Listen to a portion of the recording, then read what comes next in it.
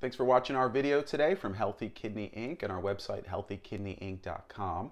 And before we go forward, just make sure to subscribe to our channel so you get these kidney videos almost daily into your inbox so that you know good things that can help your kidney health that you can start doing today. And today we're going to talk about a great food that can be used in any renal diet. So regardless of what type of renal diet you're following, if you're following a diet with some animal protein, if you're following a diet that's plant-based, if you're following a low to very low protein diet, or any combination of those, a great food that you can add into any renal diet is Basmati rice. Yes, Basmati rice. And how come? Why? Why is Basmati rice a good food for a renal diet? Okay, a few different reasons. One of the biggest ones is the glycemic index of Basmati rice. So what is glycemic index? And that's a rating that they give to food on how much it raises your blood sugar.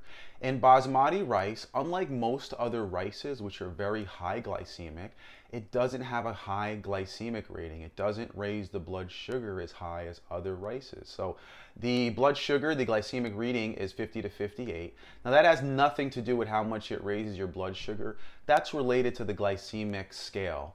And that rating of 50 to 58 makes it a low glycemic food. So it generally doesn't raise your blood sugar. Now, if you're a diabetic, you always should be checking your blood sugar because even though generally Basmati rice will be okay, it may not be okay for you. It may not be a good food for you to have. So you always want to be checking your blood sugar.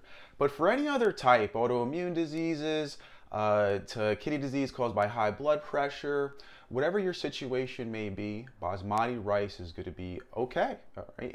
It's lower in protein, okay, so that makes it easier on the kidney. As we mentioned, it doesn't raise the blood sugar high, so it's good on the glycemic index. It also is low sodium, so it has very little to no sodium unless you add your own salt sodium to it. It's also low in phosphorus. Now you do have two choices when it comes to Basmati rice. You can have whole grain Basmati rice, which has the brown color to it, which means it has the fiber, the sperm, endosperm, all the good parts of the plant. And with that comes more phosphorus. So if you decide to do the whole grain, it does come with more phosphorus. If you're really trying to restrict phosphorus by dietary means, instead of using a natural or prescription phosphorus binder, you would use the white Basmati rice instead because it's not a whole grain, so it doesn't have all the phosphorus in there. So Basmati rice can fit into any CKD diet for the most part, and you always add to that Basmati rice with whatever your protein may be. If you're having protein in your kidney diet, definitely a lot of vegetables you can add in there, and lots of different flavoring, seasoning, spices you can put in there. Anything from mustard to lemon juice, lime juice, dried seasoning, fresh seasonings, just avoiding salt at all costs. So pick up some Basmati rice. I'm going to have some today, and add that kidney food to your diet.